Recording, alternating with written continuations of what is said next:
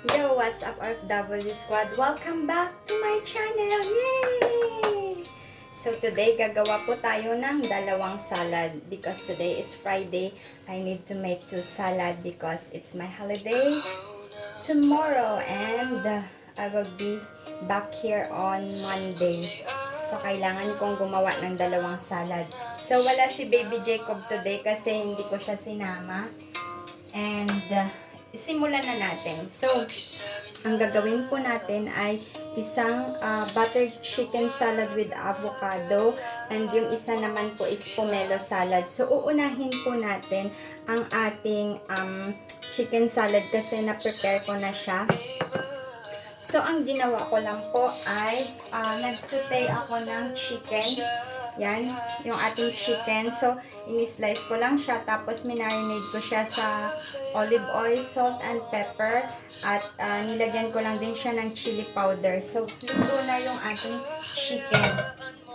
So, meron akong na-prepare na dito na romaine lettuce. This is wash and steam. So, di ba kailangan talagang dry ang ating lettuce para hindi siya sagi. So, simulan na natin ang paggawa ng ating chicken avocado salad. Of course, meron tayong mixed vegetable here. I cut some cucumber and then pepperoni and also our onion. So, favorite ko maglagay ng konting onion sa salad, lalo pag fresh yung salad. So, meron din akong corn na naiwan dun sa last time kong ginawang salad. So, tinabi ko siya para magamit ulit dahil sobrang dami kapag yung isang buong box ng corn ilalagay mo sa isang salad lang. So, I'll just gonna get my avocado and we will cut it. So, we have here 2 avocado. Ang gagawin natin ay ilagay natin yung ating mga vegetables. So, ilalagay lang natin yung combination ng ating mga vegetable.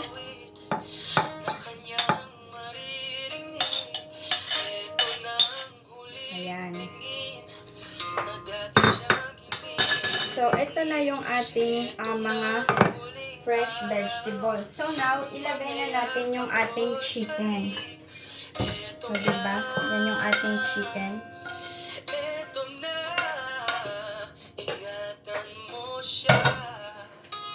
So, ayan, inilagay natin sa taas yung ating chicken. Pagdating naman sa ating avocado, dapat natin siyang i-slice and then pigaan natin siya ng konting lemon para hindi siya mangitim. Kasi usually, itong mga salad na to ay kakainin pa mamayang gabi or bukas or next day. So, dapat ang ating avocado ay hindi magbago yung kulay niya. Kasi, pag nagbago yung kulay niya, pangit na siya tingnan, di ba po? So, siguro naman sa mga gumagawa ng salad, alam niyo yun na pag nakat na natin yung avocado ay kakaroon siya ng ibang kulay. Parang apple din. Yung apple pag kinat mo siya, kailangan ibabad mo naman siya sa tubig na may asin para magstay ang color niya na ganun pa rin. Katulad ng pagkat mo. Ayan. So, ayan yung ating avocado. Ikakat muna natin siya sa isang plate. Ikakat natin sa isang plate. Yan, ganyan. So, ganyan lang pag-peel ng avocado para mas mabilis.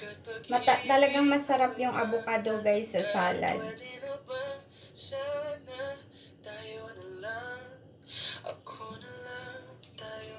ganyan. Diba? Cut pa natin yung isang avocado. So, siguro isang avocado lang ilalagay ko dito kasi konti lang yung ginawa kong salad. It's just for 1 serving, kaya konti lang. So, 1 avocado is enough for 1 serving salad.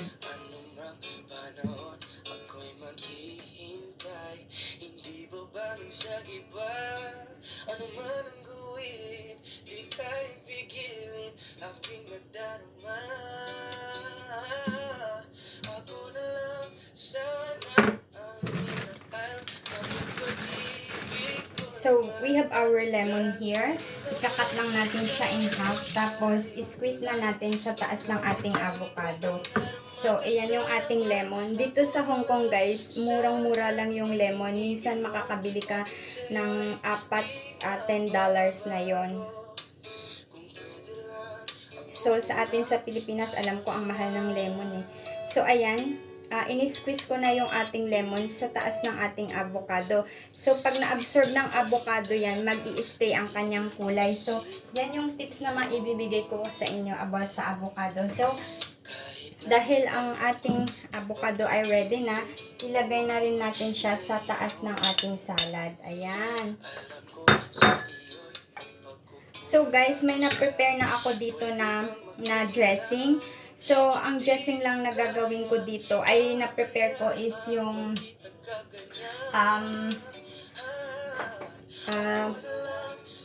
ano ba yun? Yung balsamic vinegar and then konting olive oil and then salt and pepper. So, yun lang yung nilalagay ko. Minsan nilalagyan ko ng honey.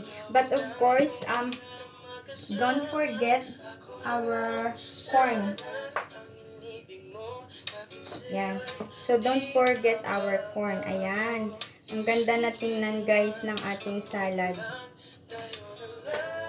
Diba? So, rich, fresh, and yummy salad. So, this is our chicken avocado salad. So, I hope may natutunan po kayo sa akin dito sa ating chicken and avocado salad. So, iset aside lang natin siya at simulan naman natin ang ating shrimp salad. So, I also prepared cut and spin romaine lettuce.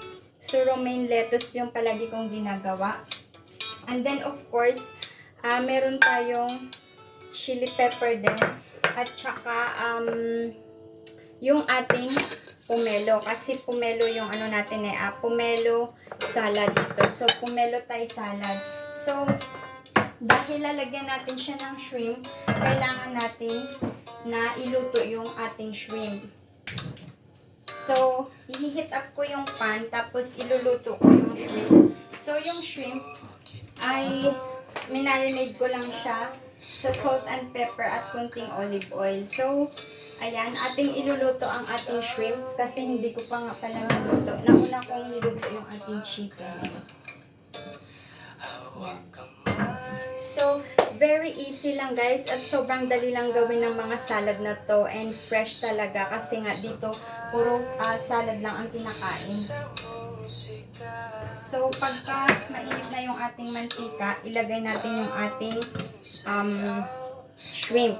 So, dahil hindi pa umiinit yung ating mantika, yan, unahin muna natin ang paglagay ng ating pomelo. So, itong pomelo na to guys, from Thailand to, kaso nga lang, parang hindi siya matamis. Kaya hindi ko dinamihan. Nilagyan ko pa rin ng romaine lettuce kasi actually, pwede kang gumawa nito na purong ano lang siya, pomelo. Kaso nga lang, ang pangit lang, hindi matamis yung pomelo natin. So, ito yung pomelo. Binili ko siya ng buo, tapos binalatan ko lang siya. So, from Thailand. Pero usually naman, magaganda yung Thailand pomelo. Ayan. So, iluluto lang natin yung ating shrimp, guys. Saglit lang naman yan iluluto, yung shrimp. So, then, next, hintayin natin munang maluto yung ating shrimp kasi yun yung ating sunod na ilalagay sa taas. And bago natin ilalagay yung ating mga pepperoni. So, guys, ang gagawin lang na dressing dito, soy sauce at konting vinegar and then lagyan mo lang siya ng maanghang na yung chili or kaya lagyan mo ng tamis anghang na chili sauce tapos i-mix mo lang siya. So usually yun ang ginagawa ko pong dressing sa ating pomelo salad. So kung meron po kayong ibang dressing sa pomelo salad, kayo na po ang bahala kung ano yung ilalagay niyo.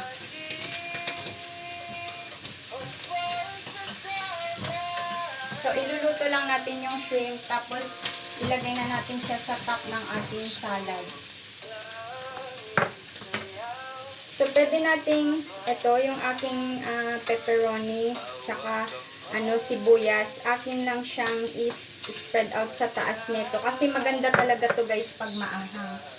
So kapag luto na itong ating shrimp, pwede na natin siyang ilagay sa taas ng ating salad.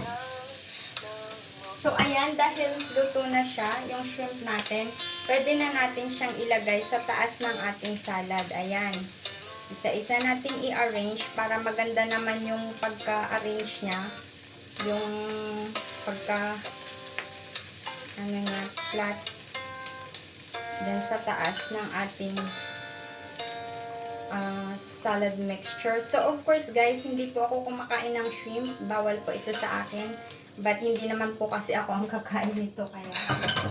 So, guys, dahil tapos na po nating i-arrange ang ating mga shrimp sa taas ng ating salad. Tcharan! Ready! Ready na ang ating pomelo salad with shrimp, guys. So, thank you so much for watching. Ayan, guys. So, ito yung ating dalawang nagawang salad. Isang avocado and chicken salad at isang pomelo shrimp salad. So, thank you so much for watching, guys. I hope may natutunan po kayo sa akin today. Sana mag-subscribe po kayo, comment down below, and share my YouTube channel. So, thank you guys for watching. Bye-bye!